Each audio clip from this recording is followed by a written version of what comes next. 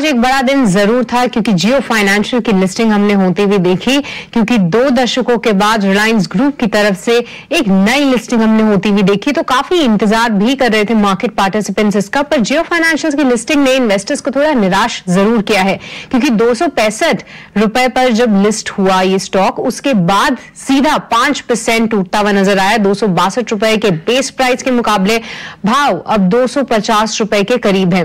पर आगे क्या करना चाहिए, क्या होनी चाहिए आपकी रणनीति, क्या इस गिरावट के मौके में आपको निवेश करना है, इस पर खास बातचीत की हमारे सहयोगी अभिषेक ने हमारे मैनेजिंग एडिटर निकुंज तालमिया से। आइए सुनते हैं। जो गिरावट जियो फाइनेंशियल में आई है इंट्राडे में, क्या एंट्री का मौका है, क्या नए निवेशकों को खुश होना चाहिए, ये बताने के लिए, समझाने के लिए हमारे साथ जुड़ गए स्टूडियो में 18 स्वदेश के मैनेजिंग एडिटर निकुंज तालमिया। निकुंज, बहुत शुक्रिया, आपका स्वागत है। दर्शक आपका इंतजार ही कर रहे थे कब आप आए और हम समझे कि इसको कैसे देखें। आप बताइए कि एक सुस्त लिस्टिंग 265 के भाव पर, उसके बाद ये शेयर नीचे आ गया, तो लिस्टिंग को कैसे आप देख रहे हो और क्या इस गिरावट से आप निराश हैं या फिर खुश हैं कि एंट्री के लिए बेहतर पॉइंट मिल रहा है? अभिषेक, सुस्त लिस्टिंग की डेफिनेशन क्या है? हमें क्लॉक पीछे ले जानी चाहिए और बोलना चाहिए कि जब प्राइस डिस्कवरी हुई थी वो क्या उम्मीद से ज्यादा थी। सबने बोला था जी जो प्राइस डिस्कवरी होगी वो 170 से 190 के बीच की होगी, प्राइस डिस्कवरी हुई 260 की। तो आज हम जैसे सुस्त बोल रहे हैं, जिस दिन प्राइस डिस्कवरी हुई थी उस दिन काफी मुस्तैद थी। उम्मीदों वाली बात होती है ना जी। तो आप उस दिन उम्मीद से ज्यादा आपकी ये जो प्राइस डिस्कवरी हुई थी वो आप लेकर के बैठे थे।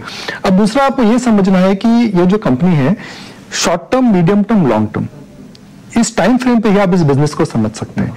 ये जो शेयर मिला है, इस कंपनी ने मार्केट से पैसा नहीं उठाया, ये आपको फ्री में मिला है। Correct. तो अगर आपके पास रिलायंस के शेयर थे तो इसकी प्राइस डिस्कवरी हुई और आप उसमें पार्टिसिपेट उस दिन कर रहे थे अगर आपके पास शेयर थे। आप ओपन मार्केट में तो परचेज नहीं कर रहे थे उसको। तो आज 2 तरह के प्लेयर्स आएंगे। एक वह प्लेयर्स आएंगे जो केवल इसका शेयर रखना चाहते हैं और इसका शेयर बेचना चाहते हैं। कई लोगों को ये 260 रुपए का जो शेयर मिला था, बोलते हैं 260 रुपया हमें रिलायंस पर एक शेयर फ्री, अब उसको थोड़ी प्रॉफिट बुकिंग करते हैं। दूसरे कई लोग ऐसे हैं वो कहते हैं जी हमें रिलायंस नहीं चाहिए था, हमें ये चाहिए, हम इसको लेने आएंगे। तो कई फैक्टर्स इस समय एक साथ प्ले आउट कर रहे हैं। तो टाइम फ्रेम यूज करते हैं, किस मापदंड से हम इसको डिवाइड कर सकते हैं। टाइम फ्रेम यानी 1 से कम, 3 से 5 और 5 से ज्यादा। 1 से कम में बोलना स्टॉक कहां जाएगा मुश्किल है, बिकॉज 1,70,000 करोड़ की मार्केट कैप है। करेक्ट। इसके अंदर कोई बिजनेस अभी पैसा नहीं बना रहा है। सारे बिजनेसेस छोटे हैं, 2-3 साल में स्केल अप हो जाएंगे। रिलायंस का टैग है, बैलेंस शीट स्ट्रांग है, जिसकी वजह से इनको एक अच्छी राह चाह मिलेगी। 3 से 5 में अभिषेक असली गेम होगा, कौन सा बिजनेस से बड़ा कर पाएगा। जैसे ही एमएफ वाला कारोबार हो, इंश्योरेंस वाला बिजनेस हो, उसको जब स्केल करेंगे तो लैंडिंग, देखिए सबसे बड़ा बिजनेस लैंडिंग का है, बिकॉज इनके पास क्या है, हिंदुस्तान का हर डीमैट और her pin code number Reliance के पास, जियो की वजह से उनको एक्सेस। डीमैट तो नहीं है पर पिन कोड तो उनके पास है, उनके पास रीच है, प्लेटफॉर्म है, और रिलायंस के ट्रेजरी शेयर्स इसके अंदर है, तो उनकी बैलेंस शीट में स्ट्रेंथ है, तो बड़ा काम कर सकते हैं। तो यह काम एनबीएफसी में कैसे करेंगे? देखिए जियो जब आया था अभिषेक, किसी को, हालांकि जियो की प्रोपोजिशन यह थी कि सस्ती बैंडविड्थ देगा। वो सस्ती बैंडविड्थ से क्या हुआ, इकोसिस्टम स्टार्टअप का बन गया, फूड डिलीवरी हो गई, यूपीआई आ गया, ओटीटी आ गया, नेटफ्लिक्स चालू हो गया, तो अब हम ऑनलाइन क्रिकेट भी देखते हैं। तो जियो की वजह से कितना बड़ा इकोसिस्टम क्रिएट हुआ। क्या जियो फाइनेंशियल सर्विसेज ऐसा कुछ कर पाएगा? जी नहीं, बिकॉज जो लेंडिंग मार्केट ऑलरेडी मैच्योर है, हमारे पास बजाज फाइनेंस है, बैंक्स है, वहां पर आपकी cost of borrowing 10 year paper के आसपास होती है, कॉस्ट ऑफ लेंडिंग थोड़ी बहुत कम होगी। तो डिस्ट्रीब्यूशन में क्या एक कमाल कर पाएगा, यह हमें 2 से 3 साल में ही पता लगेगा।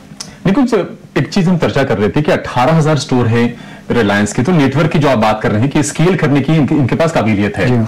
तो अगर हम रिलायंस के, जियो के मुकाबले अगर हम बाकी प्लेयर्स को देखें, अगर क्या बजाज फाइनेंस के लिए मुश्किल है या फिर अभी चिंता की कोई बात नहीं है? देखिए, अनलाइक टेलीकॉम जहां पे 2 या 3 प्लेयर थे, फाइनेंशियल सर्विसेज में ऐसा नहीं है।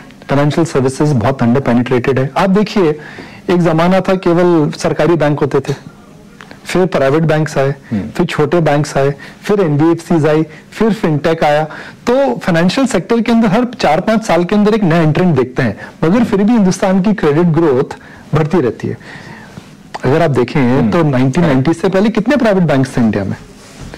फिर 1990s के बाद बड़े प्राइवेट बैंक्स आने लगे, फिर उसके बाद छोटे नए बैंक्स आने लगे जैसे यू फाइनेंशियल्स और जो स्मॉल फाइनेंस बैंक जिनको लाइसेंस मिले थे, उसके बाद एनबीएफसीज की बर्थ हुई, उसके बाद कंज्यूमर टेक आया, फिनटेक आया, मगर फिर भी फाइनेंशियल सेक्टर ग्रो कर रहा है। तो ये सेक्टर ग्रो करता रहेगा बिकॉज इंडिया की स्टोरी वही है कि under penetrated and a young population needs more credit. तो वो बिग पिक्चर जो है बहुत ज्यादा स्ट्रॉन्ग एंड सपोर्टिव है, मगर ये किस प्रकार का अपना डिस्ट्रीब्यूशन कॉस्ट और टेक्नोलॉजी को लेवरेज करते हैं वही समय वो हमें समय ही बता पाएगा। ठीक है, तो इसमें सवाल ये बनता है अब कि अब ये स्पेस सबके लिए है, जी हाँ। मतलब इतना बड़ा मार्केट है कि सबको समाहित कर लेने की क्षमता रखता है। तो सवाल ये है कि जो लोग ये 5% की आज करेक्शन देके शायद खुश हो रहे होंगे कि शायद मौका बन रहा हमारे लिए, तो उनके लिए क्या सलाह है? बजाज फाइनेंस एस्टेब्लिश्ड प्लेयर जिसके लिए सारे धंधे एक्सप्लोर कर चुका है, अपना वो पोटेंशियल पे काम कर रहा है अपने, वो उसको ले या फिर जियो? नहीं, बजाज फाइनेंस एक simple example is not the right way of looking at it because इस बिजनेस के अंदर डिस्ट्रीब्यूशन भी आएगा, लेंडिंग भी आएगी, एनबीएफसी भी आएगा, म्यूचुअल फंड भी करेंगे, वेल्थ मैनेजमेंट में भी जा रहे हैं, तो कॉम्पोजिट प्ले है। शायद इंडिया में बहुत कम कॉम्पोजिट प्लेज इस समय अवेलेबल है। जो कॉम्पोजिट प्ले अवेलेबल है वो आईसीआईसीआई बैंक और फिर वो एसबीआई है, मगर वो बैंक्स हैं, उनकी बैलेंस शीट और मार्केट कैप अलग है। मगर मैं ऐसे देख रहा हूँ अभिषेक, इसके अंदर दो प्रकार के प्लेयर्स हैं। एक जिनके पास एग्जिस्टिंग शेयर्स हैं, रिलायंस था, रिलायंस में आपको मिल गया, तो आपको क्या करना चाहिए भाई? आपको तो फ्री के शेयर मिले, करेक्ट, आपको तो फ्री में शेयर मिले ना। ये 1.5 साल पहले हमें नहीं पता था कि रिलायंस ऐसी कुछ लिस्टिंग करेगा, तो आपको तो आज 200 रुपए 250 रुपए फ्री का शेयर मिला है, तो काय को बाबू जल्दी कर रहे हो बेचने? रिलायंस अपना करेक्ट भी तो कर दिया थोड़ा सा। नहीं, रिलायंस अभिषेक की ये प्राइस डिस्कवरी हुई है। न्यूज 1.5 साल पहले हमें नहीं पता थी कि यह होने वाला है। 1.5 साल पहले रिलायंस की मैनेजमेंट ने नहीं बोला था कि वो जियो फाइनेंशियल सर्विसेज लिस्ट करेगा। 1.5 साल पहले बात ये थी क्या वो रिटेल को लिस्ट करेंगे, क्या वह टेलीकॉम को अलग से लिस्ट करेंगे। जियो फाइनेंशियल सर्विसेज की जो वैल्यू अनलॉकिंग है, यह 1.5-2 साल पहले किसी बोर्ड मीटिंग में बात भी नहीं हुई थी। पिछली बोर्ड मीटिंग में हाइड्रोजन की बात हुई थी, उसके पहले बोर्ड मीटिंग में भी हाइड्रोजन की बात हुई थी, उससे पहले जियो की बात हुई थी। तो एक सरप्राइज मूव है ये। तो आप लॉन्ग टर्म के लिए अगर हैं तो कोई दिक्कत नहीं है, कोई समस्या की बात नहीं है। अगर आप और लेना चाहते हैं आज, जो एक बड़ी कैटेगरी जी, आज 5% नीचे कल आज क्या करना है? जो लोग ये ना तमाम लोग पूछेंगे शाम तक, आपके पास भी 10-20 कॉल आएंगे ऐसे।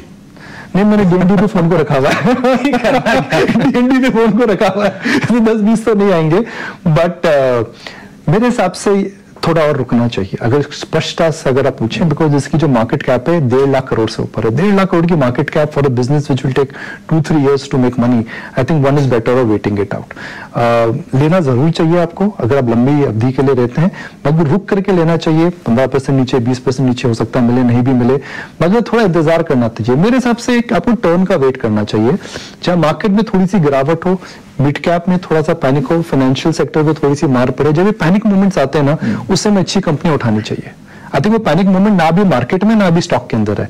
और मैं दोबारा याद दिलाना चाहूंगा लोगों को कि भाई सुस्ती की हम जो बात कर रहे हैं, जो प्राइस डिस्कवरी इसकी हुई थी, सबने कहा था 150 से 180 के बीच में हुई, 160 से 190 के बीच में हुई, 260 में प्राइस डिस्कवरी हुई, तो 60-70 रुपए ऊपर ही प्राइस डिस्कवरी हुई। हाँ, तो मतलब ये सबके लिए खुश होने वाली बात है, जिनके पास है वो भी खुश रहे और जिनको थोड़ा कम दिख रहा है वो भी खुश हो ले। हाँ, नीचे आता है तो आपको लेने का मौका मिलेगा, और अगर आपको नीचे आने पर, और अगर आप ये भी देख सकते हैं कि भाई जो आपके पास उम्मीद से ज्यादा आपको प्राइस डिस्कवरी में अभी भी मिल रहा है, तो कहते हैं ना हिंदी में, चिट भी मेरी पट भी मेरी, सही बोल रहा हूँ। चिट भी मेरी पट भी मेरी बहुत रेयर होता है, ये वाला एग्जाम्पल है। ठीक है।